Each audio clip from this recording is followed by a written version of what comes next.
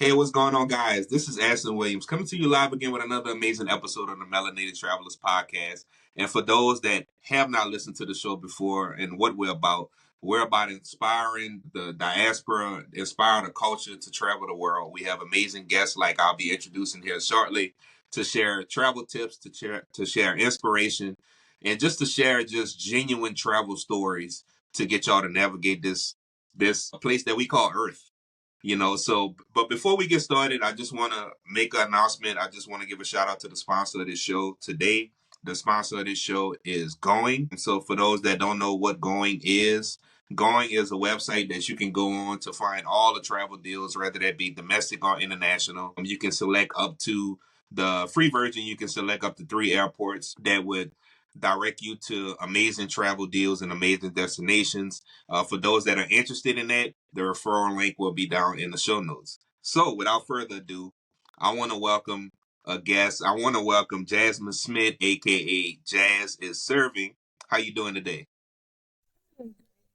Awesome, awesome. So we're gonna dive into it. So Jazz is she's a person. First of all, I told her outside the studio that I was a fan already, and I'm always a fan. And I just love her message and how she goes about her content, the way that she just inspires and just promotes travel. Not only promotes travel, but also promotes a different path that some people may be afraid to go on. Right? She's a full time digital nomad.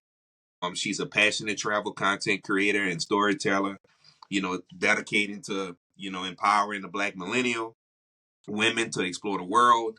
That's something that's truly inspiring. And she loves to, in her content is to create, confidence in true authenticity. Like when you look at her content, comparing, it's not a knock at anybody else, but she does her own thing. Her content is authentic and is awesome. Y'all need to check it out. Her information is going to be in the show notes as well. And then at the end of the episode, I'll give her time to shout out all her social handles.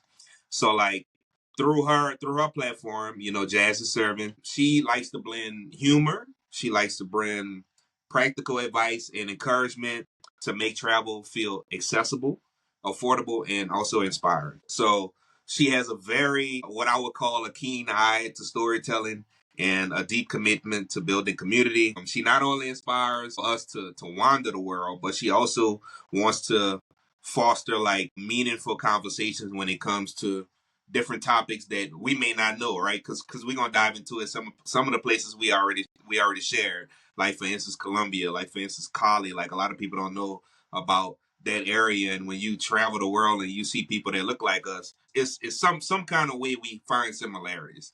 So without further ado, I want to welcome Jazz is Serving to the show. Welcome to the show. Thanks. It's a hell of an introduction. Boy, Hello, little something, little something, something. So, man, I'm excited to have you on today, and I always like to start off with mindset and tapping into that subconscious mind. Right. mm-hmm. So let's dive into the brain of Jazz. Can you tell us like what sparked this journey for you to say like you know what I want to start exploring the world. I want to start promoting travel and just being a part of that community. Yeah, I have a background in education. I was a classroom teacher for a couple of years. I still teach as a freelancer virtually, but I did not have a degree in education. So my first couple of years of being a teacher, I really was just learning on the job. I was learning as I went, which required me to work like 60 hours a week every week. And I was like, this is not the life of a 22-year-old or 23-year-old. And I was like, I have to do something to maximize these vacation times because, as a teacher, you get, a decent amount of time for holidays and things like that.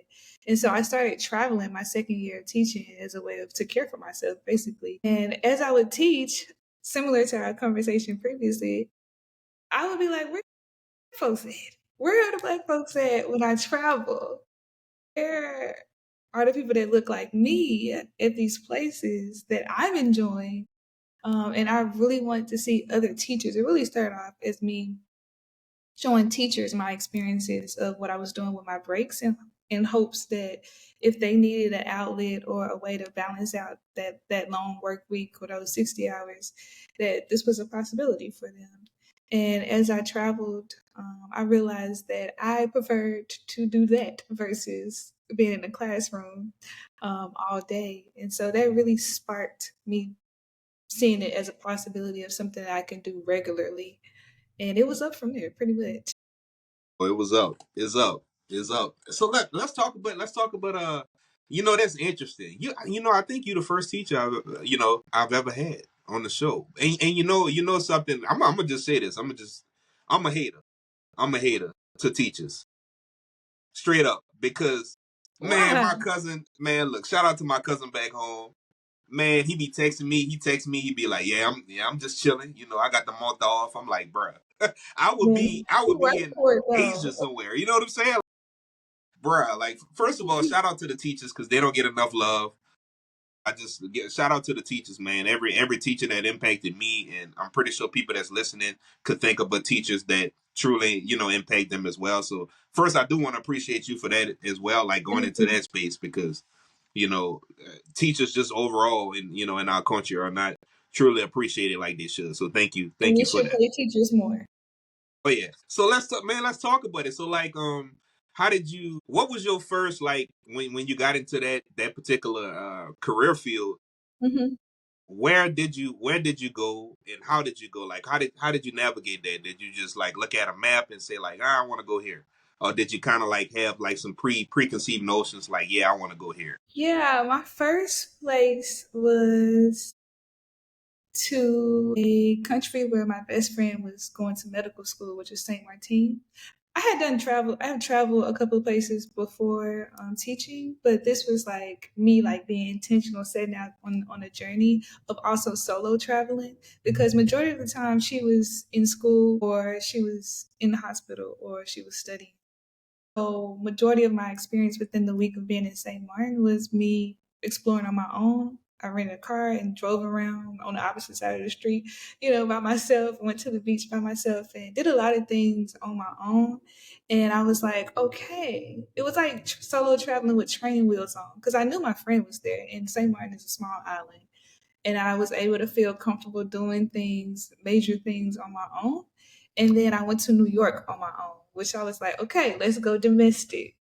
Okay, you went somewhere, you spent part of the time on your own, but let's go somewhere domestic and spend the whole time on your own. So I went to New York for fall break, and I was like, this is the life. I can get up when I want to. I don't have to like coordinate with somebody else's schedule. It's all about what I want to do for the next couple of days. And I was like, this is it. And then maybe a month later, I went to Paris by myself for a week, and I was just on a roll. And the thing is that I would look on Skyscanner because my brother had told me about this app called Skyscanner. And I was just put in the dates that I had off for, a break. And I would see the cheapest flight. And I would be like, yeah, that's where I'm going. And so I was able to go to Paris for like $500 for Thanksgiving, like the week of Thanksgiving. $500 round trip. And I was like, that's what I'm doing for my Thanksgiving break. And yeah, I just kept rolling like that, looking for the cheapest flight and going with that place, that destination. How was Paris? And I think before I lead into my next question, I'll just say this to the listeners. You have to have an open mindset and you kind of like need to like rule out expectation. People need to understand that monuments and landmarks like the Eiffel Tower were built at a time where during that time that was the grand.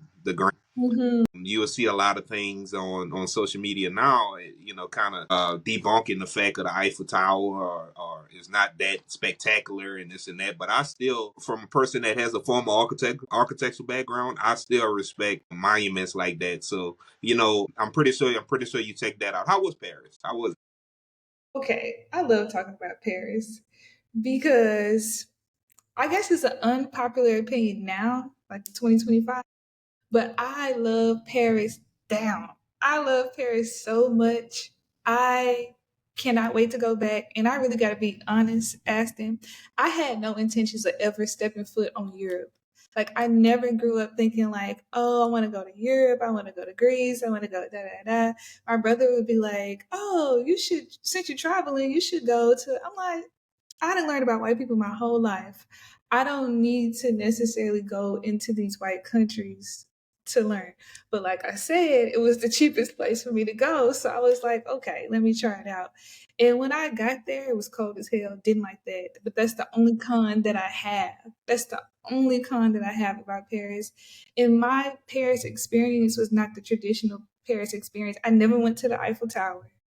I never I went to the Louvre, which was that was perfect. But I really had a black ass time. I really had a black ass time in Paris, and I went to Caribbean restaurants. I went to Yeah. Senegalese restaurants. I went to a jazz and R&B club. I was just I always seek out black experiences everywhere I go, and I'm always looking for the African influences in places that I go, even if they're not, majority African diasporic countries. But I can't wait to go back to Paris. I can't wait to find out where James Baldwin was drinking his coffee and his tea. I just it has so much history for black folks that I really want to delve even deeper. But I feel like the black girls should go. I feel like black people should go to Paris and just really take a deep dive in its history. How was the food? Did your food? I went. The crazy thing is that France, and particularly Paris, is like that's where people are certified as in Michelin star restaurants. They are the food capital of the world. I did not have a good French dish my entire time there, but that Caribbean food, 10 out of 10. That Senegalese food, 10 out of 10. The Like mocktails? the the ethnic food is unmatched. So like I said, my experience is a little bit different. If I went the traditional path of Paris, I think that I would have been disappointed. Well, if you like food, I gotta slide her in there. If you like food and you get a chance to go to Portugal, look up the Okay. Culture Yeah. Cam, man. You gotta check out how she does food tours in Portugal. Okay. Absolutely amazing. Shout out the Culture Cam, man. Shout out the Culture Cam. I love Yeah, yeah. So let's shift gears. Like, I'm always people probably get tired of me talking about my favorite country, but I gotta ask you. I seen that you had a chance to go to Petronia Alvarez Festival in Cali. Cali is Cartagena. Like, shout out to my friends. Look, don't come for me. My Cartagena and Medellin friends and Barranquilla friends don't come for me. But Cali is my top spot. I love Cali. Cali to me is like the Atlanta of Colombia you know and I love it. I love it. So, like, let's dive, because I haven't had a chance to go. I was supposed to go last year. I'm definitely going this year in August. But how did you like the festival? What was like your first takes of college? I love Cali a lot. It was hot. It Yeah. was much hot. I went in August and it was much hotter than what I thought. And I live in a very hot city, so I was surprised about that. But I was really, really impressed. The thing that I didn't know about Cali is that it's not a very touristy city at all. No, that's why I love it.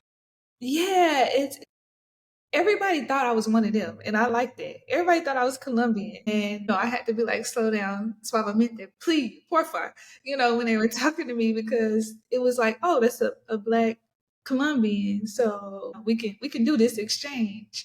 And it's because they don't see many people that are not Colombian in general. So I really appreciated that because I feel like I was getting the authentic experience of Cali. The festival was phenomenal. It was like over 100,000 people there, and I did not expect that. It was like a true festival. And it was just filled with so much culture, so much fashion, so much good food. When I tell you the aunties was cooking they butts off, I mean, fried fish galore. It was just really good. It was so black. It was so, Oh yeah, so that's what I black. love about the city. That's what I love about it. And did you get a Yeah. chance? Did you get a chance to go to Rio Boulevard on a Friday night? Yes, I did. And And it I was love fun. it, man. Everybody out there dancing. Like, share that so people know about Yeah. those Friday nights. Yeah, Friday nights, everybody goes down to the river. And it's not like a big grand river. It's really like a stream going through the city. And everybody was down there drinking. Everybody was down there having a good time. I felt safe. Like you said, salsa, it's the salsa capital of the world. So salsa is embedded in that city. Everywhere you go, everything that you do, you're gonna see or hear salsa music or see salsa dancing. They have a salsa museum there. And I'm a salsa girl. I love Colombian salsa. So I really had a good time learning about the salsa history, but also, going to a little salsa club, getting a little 1-2 step in. But the people there also were super, super kind and really proud to share history about the country, but also that area in particular. Yeah, the biggest thing for me is like when these salsa songs start to connect to you in real time because you've been there, like Cali Pachangaro, Oya Maravilla, or in Cartagena, Rebellion with Joy Arojo. Like it hits different whenever your foot touched there and you've been there and you could kind of relate to the song. So that's absolutely awesome. I wanna dive into something else. That's something that you taught me while looking Okay. at your content. Like I was in Peru, like we talked offline. I was in Peru for like 2.5 weeks, and I loved Lima. But one of your reels, I was looking at one of your reels, and I didn't notice that they was having a parade in Lima, and you seen a black man, a black saint. Can Like, you dive into that story? That's awesome. yeah, it was my last day in Lima. I was about to fly to Cusco, and I was like, let me go downtown because I hadn't been downtown yet while I was there. And it was a Sunday, and I walked past a beautiful church, and I was like, dang, there's a lot of people out here in the streets. I mean, I know it's Sunday, but oh, it was like flooded. The street was flooded, the block was flooded with people, and everybody had like these little pins on their shirt. And I was like, oh, okay, that's funny. That looks like a very dark person on there, but I'm probably just tripping. And then I stayed around and I saw them like literally lift up like a life size figure of someone and was like singing songs and burning copal and had flowers and everything. And everybody was just so enamored. And then I looked closer. I did not have my glasses on. So I looked closer and I was like, I think that's a black man. I got a little bit closer and I got in the crowd and I asked someone, who is this? And they said it's same like Martin, St. Martin. I was when I tell you my face probably looked like how I felt, which is flabbergasted that there was a black saint because I had not heard of a black saint ever in my life. You from Louisiana, and I know down in New Orleans it's a little bit more, common to be familiar with black saints. And I had so much pride. I had to go buy me a pen. I said, I want to put my pen on too. I want to rock St. Martin too, but it's so cool. So I researched him and I found out he was a really well respected saint, a biracial saint. And he was just known for his servitude and also his willingness to advocate for Black folks, which even solidified why I needed to take a piece of him with me. But yeah, it was really cool. Gotcha. One of the things that I really liked about Peru, I tried it. Don't come for me, Peru. I liked it, but it's just the ceviche wasn't my thing. But yeah, I tried it. I tried it. It was yeah. My first ceviche in Lima, my Airbnb host was like, I got the best spot for ceviche. It's a cevicheria, and like they got all types of ceviche. I tried this ceviche. I said, you lied. This was horrible, trash. Butter, avocado, and capers. My ceviche. And then in Cusco, I did a gourmet cooking class, and I made my own ceviche. And I said, I get it. I get it. Now I get the hype. It made so much sense then. I guess it's the way you prepare it that makes it, good or not. Yeah, you talk about culinary Peru's up there too. Like, okay, so you went to Cusco. Did you go? Did you know that? Well, for people that don't know, Peru, the way they sit, close to the equator, is their seasons are opposite of the U.S. My ass, I went in July. I didn't know. I went to Cusco. I said, "Oh my God!" Being from Louisiana, I'm not used to this.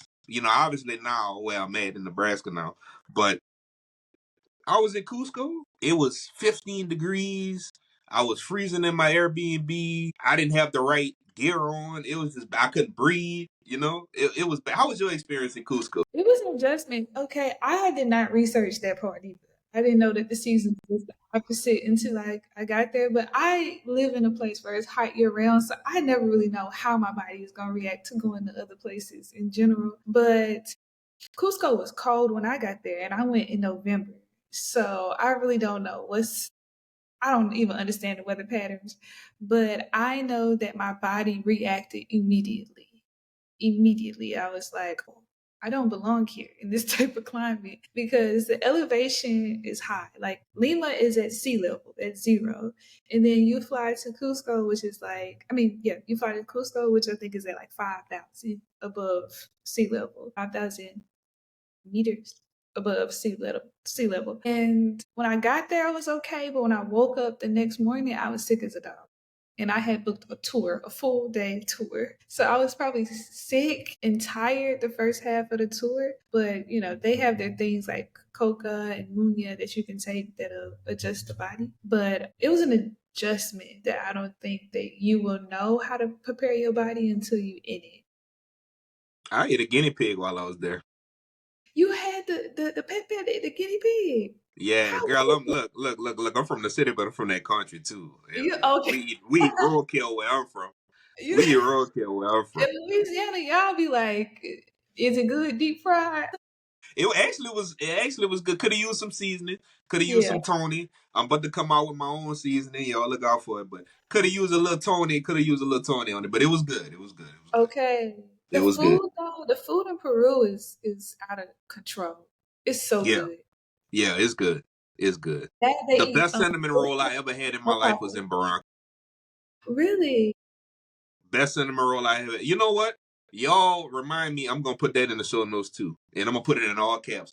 Best cinnamon roll I ever had in my life. Here's the restaurant y'all need to go to when y'all in Barranco. I Changed love my it. life. And I got some homies that could attest to that. Shout out to Jordan. He's another one of my good friends that I had on the show, and he had a chance to go to Peru after me. And I recommended that particular restaurant. He was like, "Dude, you're not lying. These cinnamon rolls on point." Like, I think I needed that man, recommendation. look, I'm telling you. I'm very interested in like knowing, you talk briefly about your transition from being a teacher and going into a digital nomad.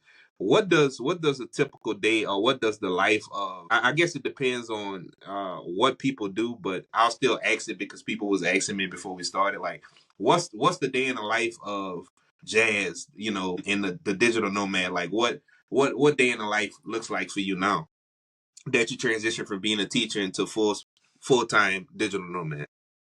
Yeah. My day-to-day life is quite boring, to be honest. It's very simple. Like I wake up, have my morning routine of like meditating, journaling, and then I sit down at my computer and I go to work. The cool thing is that I get to work at some really cool places, some beautiful spaces. Sometimes I can go to the beach. Sometimes I can go to a beautiful cafe, or I can sit in nature and work. But a lot of times it consists of sitting in front of this computer. Like I said, I teach. I mean, yeah, I teach as a freelancer part time. And so some of my time is spent doing that, or I'm recording content a lot of the times, or editing that content. And then when I'm not working, that's when I'm able to really explore the city and I'm able to go to some classes. I really enjoy learning different dances. So I go to a salsa class or African dance class or something like that. I really enjoy movement because I'm sitting down so much. I'm like, immediately close the laptop, let me go move my body. So a lot of body movement. I try new restaurants, try different food. I'm a new foodie. I just got inducted to the Foodie Society like a year or so ago. And yeah, honestly, a lot of times I be planning my next trip always on Skyscanner or Google Flights or Airbnb, trying to figure out where I'm going next. Speaking of Airbnb, can you dive into that? Because a lot of people don't realize that, yes, they have Viator, or Mhm. um what's the other one I'm missing? You can, but a lot of people don't know that Airbnb, you can actually look for experiences, and they have tours on there as well. I know that's my go-to spot, when It I start to wasn't look for for me tours. for a long time. I was late to the party, really late to the party, like last year, like That's all right. last summer, because I was a Viator girl. I still love Viator because I do think you have more options on Viator. But when I compared the prices for Viator compared to Airbnb, I was like, wait a minute now. These is some competitive pricing here with Yep. Yep. Airbnb. And you have all your things in one place. You can toggle between your trips and the experiences. So you're right. Airbnb. It's definitely the experience is an untapped gem for sure. So how do you go about immersing yourself in a culture? Like you've already alluded to it, but I'm gonna get you to dive just a little deeper for Hmm. me Yeah. because you alluded to it when you was talking about Paris. But like, how do you go about like divulging yourself in the culture, finding similarities and differences? In different countries and communities. How do you navigate that? Especially being a solo traveler. Hmm. For me, I'm always looking for things that align with who I am and what I like doing. Like I said, I enjoy movement, I enjoy dancing, and every culture has some form of dance that they use to express themselves or represent themselves. So I always try to go and seek out things that align with that. So I'm finding a dance class on Airbnb or Viator, and connecting and meeting people there. And I feel like when you meet the people, then you're able to or connected to other things in the city or in the country, because most people, at least the people I've encountered, are really excited to share with you about their country, about their culture, about their city, and they're eager for you to try out these places that they enjoy and that they recommend. So I always start with something that I like to do that I know that would connect me with local people, and then asking them questions about their city, their culture, and they usually navigate me to the right place. That's when I'm in it. But when I'm not in it, I get on TikTok and I'm like, what the people doing in this country? What are they doing? Where do I need to be? And then food is a great way to connect with people, because at these restaurants, they're like, oh, did you enjoy the food? You should try this place. You should go to this place. And then, of course, if you know the language, that helps a lot. And I only know one and a half, and the half is English. How has your journey been with Spanish? I'm still going strong over here. I'm trying to go strong. I'm getting close to being, they got these A level, B level, C level, but Yeah. I'm gonna say intermediate Spanish I can converse. Mhm. How has that been? And what's been some of your strategies to learn? Oh, so I do take Spanish lessons, but really the thing is just practicing it with people, like in the Uber, in the restaurant, passing. Because the biggest thing is that I know a lot of words, I know a lot of conjugations, but if I don't use it, I freeze. I freeze and all the words Me just too. fly out of Me my too. head. I get nervous. Yeah. Me too. I get so nervous because I'm like, man, I probably sound crazy right now. And I think the biggest thing for me to overcome, and I saw Trevor Noah talk about it on the Daily Show, is that you really have to approach language like a kid. And I should know that because I'm a teacher. But I really have learned to just stumble my way through the language, because I am an infant when it comes to the language. And so it's going to come out that way. And just being okay with sounding like a toddler until it's time for me to progress to the next level. Got you. Got you. So like, I'm very interested to know like what countries, because you've been to a few, like what country like surprised you the most? And if it's not just one country, but what's been some of the surprises of some of these countries that you've been to? And then I also want to talk about something that surprised me also looking at your content is just how your driver, this previous reel that you posted when you was in Mexico. And that was very inspiring as well. How did you like when you go to these countries, any surprises that kind of like shock you in a good way?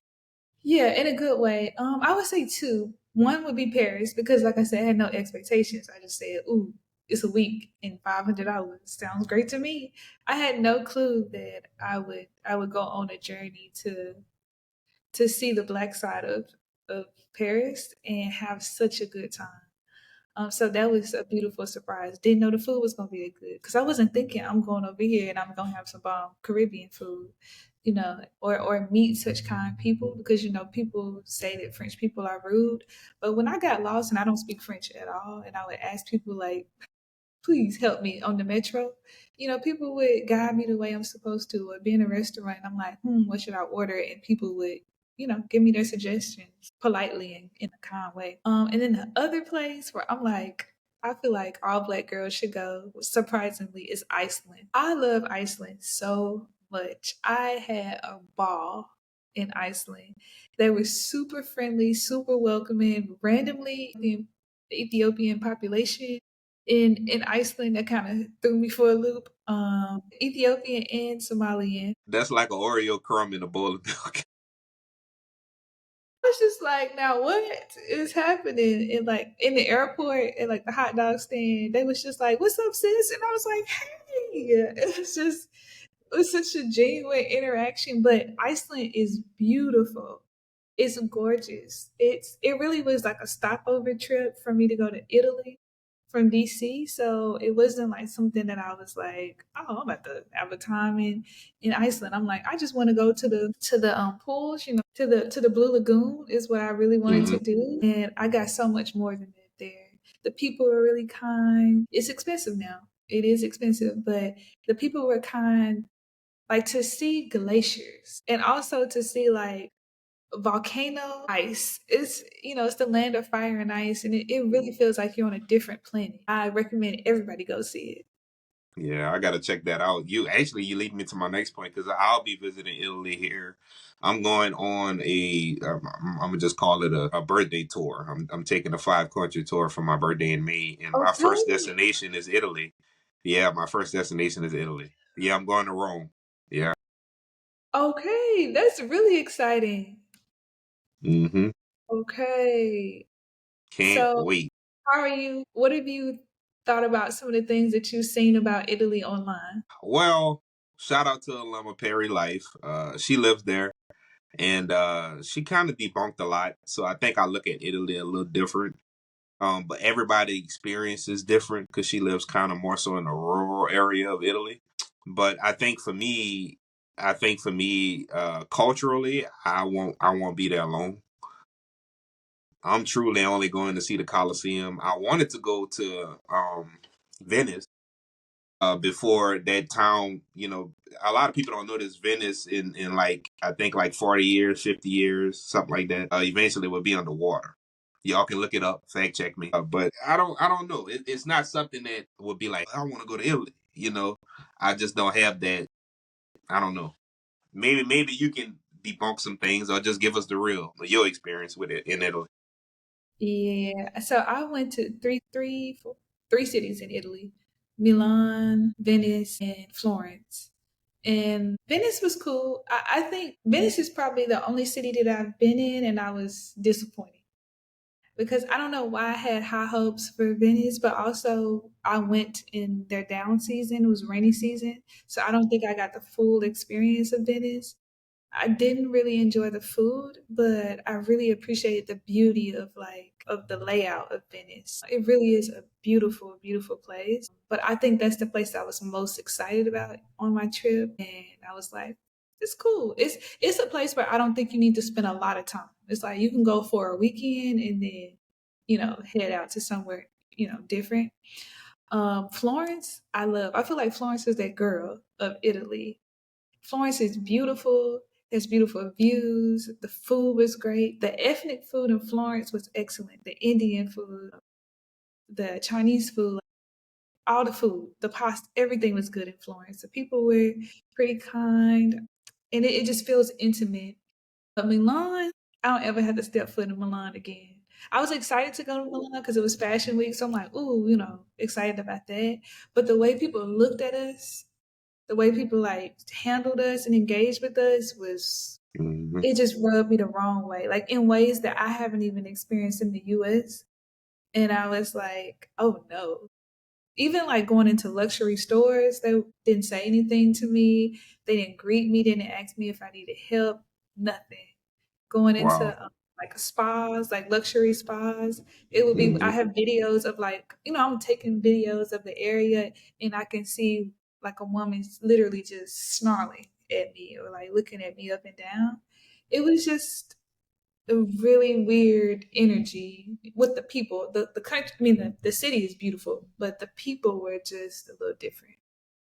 One thing that I'm proud to be black. And one of the things that excites me about my color is that when you look at the color black, every other color in the world, if you put it all together, is what? It's black. Black. So we demand attention, we command attention without giving attention wherever we go. You know what? Me being a petty person that I am, I'm gonna show my ass in Italy now. I'm about to show my ass in Italy. They're gonna be looking at me like this motherfucker. As you should. Yeah. Oh, I'm about to show out. I'm about to As show you out. should. But yes, indeed. Yes, indeed. But and that's something that a lot of people don't talk about is just like certain countries, the looks and some of it is not personal, but some of it could, it could be looked upon that way. Especially like when you talk about these other countries in Asia and they look at you kind of crazy. I think my experience was in El Salvador. In a good way though. They were very welcoming. But when I went downtown, I mean like I was the only speck out there. Like people was like, yeah, he's definitely not from here. But they, Yeah. they were very friendly. I just want to ask you a genuine question like, how has your when you look back over your life these past few years of taking that leap in a digital nomad, just your heart in general, like how it's been feeling lately? This month, 2025, I feel really good about it. I feel really, really good about it. I feel hopeful about the possibilities of this year in the future. Like anything, it's ups and downs. I always look forward to the ups and know that the downs are coming. But my heart feels good. I'm very proud of the way my heart is postured right now because I've been working really hard to posture it in a certain way and to focus on what it means to like really show up in love, to exude love, um, and to also reflect that back on myself. And I feel good. I feel really good. Like going into this year, 2025, I don't know, for various reasons. I was like, I don't know what to expect, but it's really starting really well. And I really just hope that this year is what each of us needed to be, and I hope that I'm doing my part to provide a perspective of possibilities for folks because that's just what I want to do. And I spend a lot of time concerning myself with like, am I doing what I'm supposed to be doing here? Like I get to wake up another day and somebody else didn't. It had to be for a reason. So am I pursuing or showing up in the way that I'm supposed to serve? And I feel good about that right now. I don't always feel good about that, but as of today, I feel good about it. Well, you definitely provide value, and serving is in your name, girl. That's why you You put it right. like that. So I'm gonna give you your flowers. You truly are a beacon of light in this space and in this community. And I think leading into my very next question is that the fact that the diaspora and also people in our country don't truly travel as much. But a person that's on the fence right now, that if you can like give that person any kind of motivation or any kind of message, what would be your message to them to say, the ones that are on the fence about like getting out there and exploring? What would be your message to them to today, just to encourage them to pursue exploration? Yeah, my message would be to believe that you can. That's always the step one. When people ask me like, how can I be a digital nomad? How can I start traveling? And the biggest hurdle is to believe that you can. And once you do that, I'm a firm believer that steps will be laid out in front of you. Like they'll just start, opportunities will start appearing. Possibilities will start appearing. Money may start appearing, but it's when you choose to consciously decide to do something and believe it will happen, then it will because you deserve it. I feel like we deserve the world. When I say we, I mean Black folks deserve the world and to be able to see the world. And when you choose to go to different places around the world, you get to see a little bit of more of yourself and other people. And I feel like you learn more about yourself when you travel sometimes than you do the actual cities and countries that you visit because it's an uncomfortable experience to go to some place that has a completely different culture than you, but you be able to relate and you be able to learn and identify something new about yourself. I think it's very, very empowering and it builds a lot of trust, a lot of self trust in your abilities and your decision making skills. It's the best thing I feel like somebody could do for themselves. It's one of the biggest gifts that they could give themselves. Definitely, definitely. No, I really appreciate you for coming on and sharing just sharing your mindset, with the people, and you definitely truly express. I wanna take this time for you to like just shout out anything that you want us. How can we support you? How can we follow you? How can we support your cause or your business? Like just I want to take this time to just throw all your social handles and anything else you want us to follow. And for those that are listening and watching, don't worry, you don't have to write it down. I'll have all the Mhm. information in the show notes. But I just want to give you this time to just shout out anything you want to shout out. you. So I am just as serving on all platforms. So on TikTok, on Instagram, on YouTube. I just started a new YouTube and I dropped my first video yesterday. And it's me sharing my experience of why I moved to Merida, Mexico. So I've been living in Mexico for a little over 2.5 years now. And so I get a lot of questions of like, well, first of all, where is Merida and why did you choose to move there, especially as a Black woman by yourself? So I share my insight, my experiences over the last 2.5 years on that channel.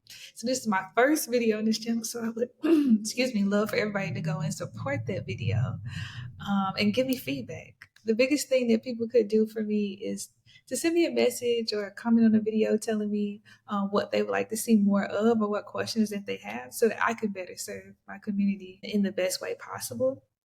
And I want to thank you so much, Aston, for inviting me and sharing your platform with and us being able to have this very honest and open conversation. And I'm very, very proud of what you're doing. And so to share this space with you is a gift. Thank you so much. Oh yeah, no problem, no problem, man. I'm super excited. Like I said, this won't be the last time we talk or collaborate. I'm really looking forward to what you're gonna be doing this year, and I'm excited about that. But y'all already know my motto. I hope y'all enjoyed the show. I'll see you at the top because the bottom is just too crowded. Peace.